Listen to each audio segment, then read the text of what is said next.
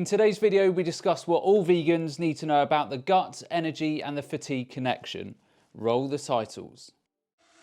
For the record, I'm done trying to make y'all comfortable. For the record, you ain't trying to grow, then it's done for you. Hey everyone, welcome back to the channel. Before I jump into the video, just a quick reminder that I'm now offering the SIBO, organic acid, stool tests and consult via my website.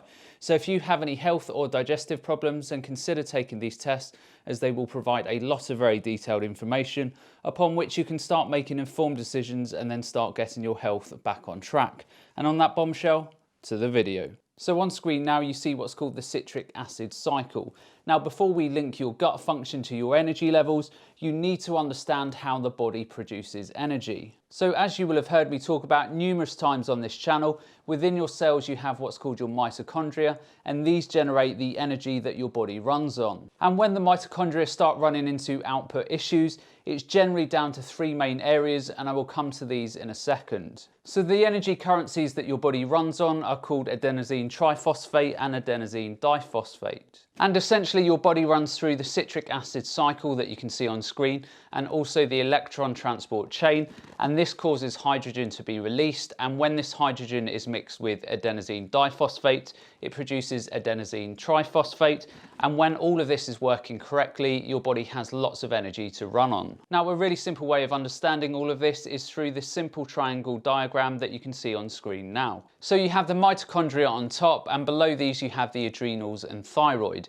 And many people today are having significant thyroid and adrenal problems, largely due to poor diets, energy drinks, stress and autoimmune type problems. And we can take this simple triangle further and overlay the main causes of energy problems in the body. So we have the gut, we have the liver, and we also have the brain.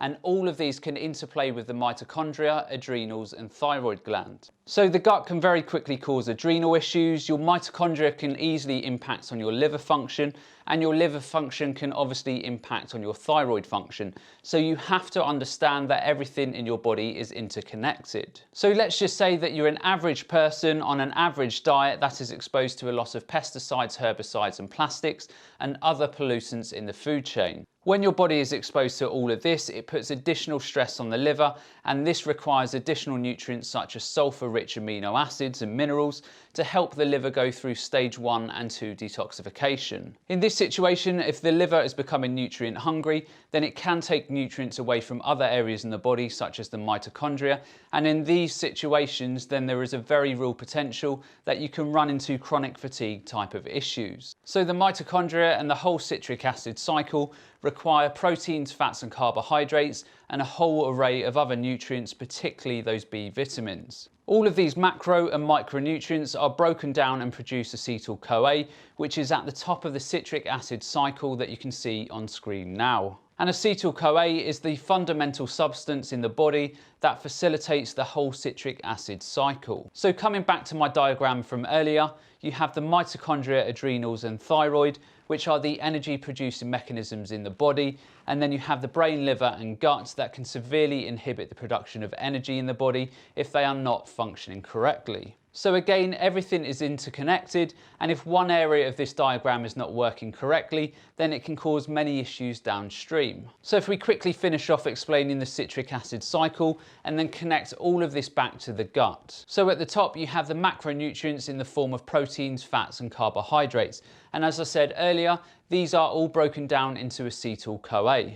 And this is why it's super important to eat a diet that is focused around whole foods, minimal amounts of processed refined foods, and also avoiding environmental toxins where possible. So if you imagine this citric acid cycle is constantly turning like a bike wheel to produce energy in the mitochondria, and all the time it is turning, it is using various amino acids such as histidine, glutamine, arginine, leucine and methionine, to name a few, plus lots of other vitamins and minerals such as iodine, potassium, iron and also magnesium. So while there are many different nutrients that are needed in the citric acid cycle, it will be simpler if you remember that the primary nutrients needed are proteins, B vitamins, ALA and various minerals. So you can imagine if you had an iron deficiency or anemia problem in the body, what it will do to this spinning citric acid cycle. Now, without making this too complicated and causing you all to fall asleep, the last thing that I need to explain about the citric acid cycle is that there are oxidizers in this cycle, and the two main ones are NAD and FADH.